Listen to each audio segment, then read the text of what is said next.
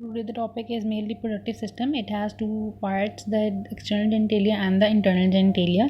The external genitalia include the penis and the scrotum. Scrotum contains the testes, and the internal genitalia include the epididymis, the rectus deferens, which is also called as vas deferens, seminal vesicles, ejaculatory duct, prostate gland and the male urethra. These all the parts are in sequence. सबसे पहले epididymis आएगा जो testis से निकलेगा, एक tube like structure होगा. Then it forms and takes forms the ductus deferens. Ductus deferens में seminal vesicles अपने सिक्रीशंस देंगे. Then it form the ejaculatory duct. Ejaculatory duct जो है प्रोस्टेट की सिक्रीशन से कंबाइन करके मेल यूरेथ्रा में ड्रेन कर देगी. अच्छा, उसके बाद सबसे पहले हम जो टॉपिक डिस्कस करेंगे that is the ductus deferens. Ductus deferens is also called as vas deferens. It is a thick wall tube that transmits spermatozoa from the epididymis to the ejaculatory duct. ये भी एक tube है, ये भी एक tube है, और duct भी एक ट्यूब है. और सेमिनल वेसिकल छोटा सा ऑर्गन सा है, और प्रोस्टेट भी एक ग्लैंड है. ठीक है, अब जो सबसे पहले वास डेफरेंस क्या करता है, इस डायग्राम में देखो विजिबल है. देखो ये हमारे पास टेस्टीज हैं. इधर से ये जो इसका जो ट्यूब निकलेगी this is called as epididymis. Dilated tube होती है, उसके बाद ये ट्विस्ट अराउंड करती है, ये टेल ऑफ एपिडिडिमस है. यहाँ से निकलता है वास डेफरेंस जिसे हम डक्टस डेफरेंस कहते हैं. डक्टस डेफरेंस ट्रेवल करता है इन द स्पर्मेटिक कॉर्ड. जब हमने स्पर्मेटिक कॉर्ड के कॉन्टेंट पढ़े थे तो हमने कहा था कि vas deferens is the content of the spermatic cord, और ये वो पूरी इंग्वाइनल कैनाल में से पास करता है. ठीक है, इसी तरह हम इसकी जब लोकेशन पढ़ेंगे तो हम कहेंगे कि इट हैज़ डिफरेंट लोकेशन. सबसे पहले पोस्टीरियर बॉर्डर ऑफ टेस्टिस पे लाया करता है, फिर it runs in the it is a part of the spermatic cord बन जाता है. Then it lies in the false pelvis, और फिर एंड में ट्रू पेल्विस में आ जाता है ये. ठीक है, अच्छा, अब इसकी आर्टीरियल सप्लाई क्या है, इसका पूरा कोर्स मैं दिखाती हूँ आप लोगों को. इसकी आर्टिकल सप्लाई क्या है, सुपीरियर वेसिकल आर्टरी की ब्रांच होती है वो सप्लाई करती है, और इसकी वेनस ड्रेनेज जो है वो हमारे पास एक वेसिकल वेनस प्लेक्सस होता है जो ब्लैडर का होता है, उसमें ड्रेन करती हैं इसकी वेन्स, और ये जाके आगे इंटरनल आइलिक वेन्स में ड्रेन कर जाता है. ठीक है, अच्छा, अब इसका कोर्स पढ़ लेते हैं. सबसे पहले ये देखो, इस डायग्राम में इसका कोर्स विजिबल है. ये देखो, अब ये हमारे पास आगे ब्लैडर है, पीछे रेक्टम है, और ये हमारे पास ट्यूब्स आ रही हैं. ये देखो ये. ठीक है, ये जो ट्यूब है ये इंफीरियर जो एपिगैस्ट्रिक वेसल्स है उसके लैटरली आती हैं. सबसे पहले जब हम इसका कोर्स डिस्कस करते हैं तो हम कहते हैं कि the ductus deferens began as the continuation of the tail of the epididymis. ये तो यहाँ से टेल ऑफ द एपिडिडिमस के साथ स्टार्ट हुआ. ठीक है, along the posterior border of the testis ये रन करता है. फिर स्पर्मेटिक कॉर्ड में, ये स्पर्मेटिक कॉर्ड है ग्रीन कलर की, इसमें रन करता है स्पर्मेटिक कॉर्ड में. Then it goes into the inguinal canal. जब इंग्वाइनल कैनाल में चलाता है उसके बाद ग्रेटर पेल्विस में जब एंटर होता है, जो हम फॉल्स पेल्विस कहते हैं, तो ये फॉल्स पेल्विस की डायग्राम दिखाई हुई है जिसमें ये lateral side of the inferior epigastric vessels है. ठीक है, उसके बाद आता है ये लेसर पेल्विस के अंदर जहाँ पे यूरेटर को क्रॉस करता है. ये देखो ये यूरेटर्स जा रहे हैं. ठीक है, तो ये ऊपर से आता है, इनको क्रॉस करता है. ठीक है, और यहाँ पे सेमिनल वेसिकल्स लगे हुए between the bladder and the rectum. ये रेक्टम है पीछे, ब्लैडर रेक्टम के दरमियान सेमिनल वेसिकल्स लगे हुए हैं. सेमिनल वेसिकल्स अपने सिक्रीशंस के अंदर ट्रेन करते हैं, और फिर ये जो है ना दोनों साइड्स के मीट करते हैं. ठीक है, और जो है ना इजैकुलेटरी डक्ट बना देते हैं. ठीक है, हो गया. सेमिनल वेसिकल सिक्रीशन ड्रेन करने के बाद इजैकुलेटरी डक्ट बन जाती है. ठीक है, ये है इसका कोर्स पूरा. ठीक है, उसके बाद आर्टिकल सप्लाई भी होगी, इसकी वेनस ड्रेनेज भी होगी. अब आपने सेमिनल वेसिकल्स पे, what are seminal vesicles, these are sac between the bladder and the rectum. अभी हमने देखा सैक है, ये देखो seminal vesicles are the sac between the bladder and the rectum. ठीक है, it gives the duct that combines with the ductus deferens to form the ejaculatory duct. वही जो बात हमने की, इसके फंक्शन क्या होता है, सेमिनल फ्लूइड की प्रोडक्शन करनी होती है जो सेमेन बनाता है. अच्छा, अब आते हैं प्रोस्टेट ग्लैंड के ऊपर. अच्छा, व्हाट इज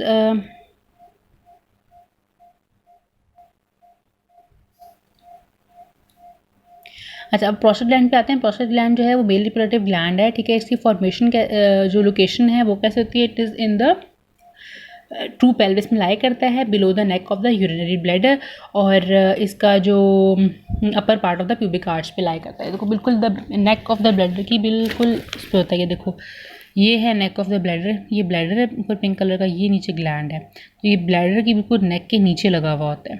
ठीक है, ये पिंक कलर का यूजेंटल डायाफ्राम है, ये लिवेटर एनाई मसल्स हैं. ठीक है, ये इसकी डायग्राम से बहुत अच्छा एक्सप्लेन होता है ये. ठीक है, ये बिल्कुल सेंटर से क्रॉस सेक्शन दिखाया हुआ है, ये जो है ना लैटरल व्यू दिखाया हुआ है. ठीक है। इसके हमारे पास कितने पार्ट्स हैं, इसके हमारे पास है एपेक्स है, बेस और सर्फेसिस है, इंटीरियर पोस्टीरियर इंफ्रालैटरल सर्फेसिस, उनको डिटेल में जाने की जरूरत नहीं है।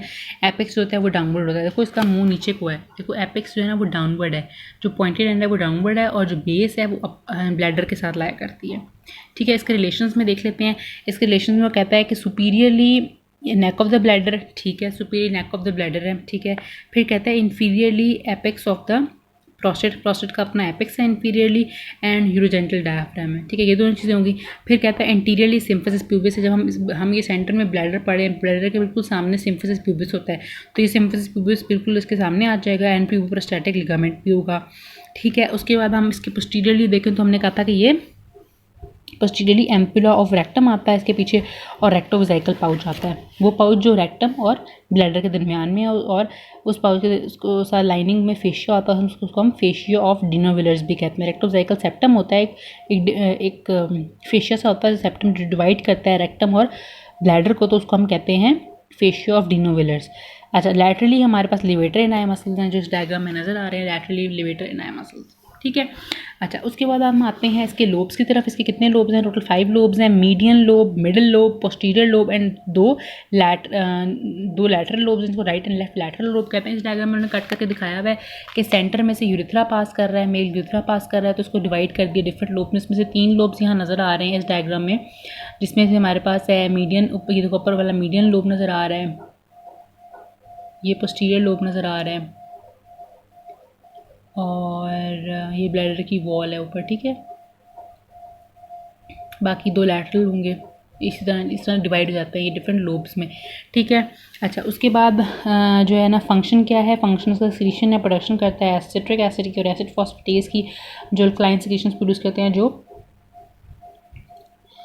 इसका कंटेंट नाप। अच्छा, उसके बाद इसकी जो, अब एक दफ़ा ये देख लो कि इसमें जैसे ही हमारे पास ये देखो, ये हमारे पास ओपन हो रही है इजैकुलेटरी डक्ट, इसके अंदर ये अपने सिक्रीशंस भी इसके अंदर देगा यूरिथ्रा के अंदर, इजैकुलेटरी डक्ट भी यहाँ पे आके मिलेगी, ये सारी सिक्रीशंस यूरिथ्रा के थ्रू फिर आगे पास करेंगे, ठीक है। तो सबसे पहले हमने क्या पढ़ा, जो सीक्वेंस हम पढ़े थे, सबसे पहले उसमें क्या आया हमारे पास, टेस्टिस, टेस्टिस से निकली एपिडिडिमस,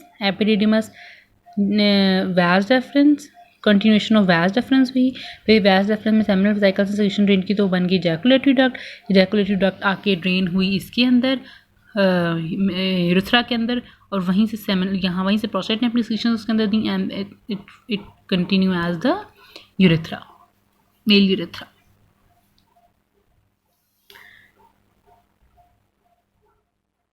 इसके दोनों लोब्स के बीच में से यूरिथ्रा गुजरता है, ये देखो, ये अगर हम इसको कट करके बिल्कुल सेंटर से देखें तो इसके आउटर साइड पे फेशिया होता है, fascia of the prostate, facial sheet होती है, ठीक है। और उसके बाद इसको हम फॉल्स कैप्सूल भी कहते हैं।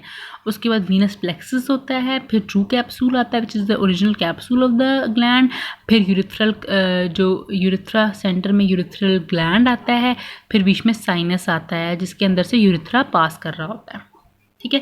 अच्छा, अब इसके हम इसी तरह हम जो पढ़े थे तो हमने कहा कि प्रोस्टेट के जो है ना डिफरेंट लोब्स होते हैं। इसकी हमने ब्लड सप्लाई देख ली, ब्लड सप्लाई इन्फीरियर वेसिकल जो ब्लैडर को सप्लाई कर रही होती है ना, उसी में से इन्फीरियर वेसिकल जो आर्टरी ना वो सप्लाई करती है इसको, और मिडिल लैटरल आर्टरी जो पीछे से आ रही होती है जो रेक्टम को सप्लाई करती है वो इसको सप्लाई करती है। इसकी वेन्स जो ड्रेन होती हैं वो कहाँ ड्रेन होती हैं, इसका अपना वीनस प्लेक्सस होता है। अभी हमने देखा 2 लेयर्स ऑफ द, एक आउटर लेयर होती है फॉल्स कैप्सूल, एक इनर लेयर ट्रू कैप्सूल, उनके दरमियान में इसका वीनस प्लेक्सस लाई कर रहा होता है, ठीक है, जो जाके इंटरनल आइलिक वेन्स में ड्रेन हो जाता है। अच्छा, उसके बाद आज इसके लिम्फेटिक्स पे internal iliac lymph node supply होता है, और nerve supply from the inferior hypogastric plexus. ये वही डायग्राम में ड्रॉ करके दी हुई है कि आउटर फेशियल शीट होगी, बीच में वीनस प्लेक्सस होगा, अंदर ट्रू कैप्सूल होगा, उसके अंदर यूरिथ्रा गुजर रहा होगा सेंटर में से, ठीक है।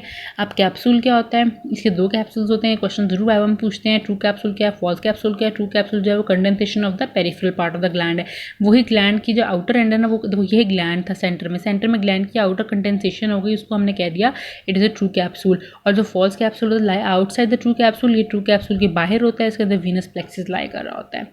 और इसके ये क्यों फॉल्स कैप्सूल बना है, क्योंकि एंटीरियरली एक हमारे पास लिगामेंट था प्यूबोप्रोस्टैटिक लिगामेंट, वो आ गया, और पीछे से आ गया रेक्टोवेसिकल फेशिया, इन दोनों ने आके कैप्सूल सा बना दिया इसके अराउंड, जो फर्दर कंटिन्यू होता है anteriorly as prostatic ligament, posteriorly continue होता है एज रेक्टोवेसिकल फेशिया। क्लिनिकल्स में हमारे पास बिनाइन एक प्रोस्टेट की जो इनलार्जमेंट है that is the that is very common, और उसकी जो उसका क्वेश्चन ज़रूर आता है क्लिनिकल्स में, बिनाइन इनलार्जमेंट क्या है, कार्सिनोमा क्या है। Benign enlargement that is not metastatic, जो सिर्फ बस इनलार्ज हो जाएगा ग्लैंड, उसकी उनकी हाइपरट्रोफी हो जाएगी ग्लैंड की। और कार्सिनोमा क्या है, ये मेटास्टैटिक भी हो सकता है और केनल कैविटी में भी एंटर हो सकते हैं इसके मेट्स। तो जो इसमें सबसे इंपॉर्टेंट क्लिनिकल बात ये है स्ट्रक्चर के लिहाज से कि इनर लेयर, जो इनर जोन है ना, central zone, central part of the gland, उसमें बिनाइन इनलार्जमेंट होगी हमेशा, और जो outer layer of the gland उसमें हमेशा कार्सिनोमा लाया करेगा। ये दोनों चीज़ें आप लोगों ने खुद पढ़नी है, दोनों क्लिनिकल्स हर जगह दिए हैं इसके, ठीक है। इसके क्लिनिकल इंपॉर्टेंट है प्रोस्टेट के, prostatic enlargement is very important. जब प्रोस्टेट ग्लैंड इनलार्ज होता है तो वो सेंटर में यूरेथ्रा को कंप्रेस करता है और यूरिन भी पास नहीं कर सकता इसके अंदर ब्लैडर के थ्रू। तो फिर क्या होता है कि यहाँ पे स्टेगनेंट यूरिन हो जाता है। This is the prostate gland.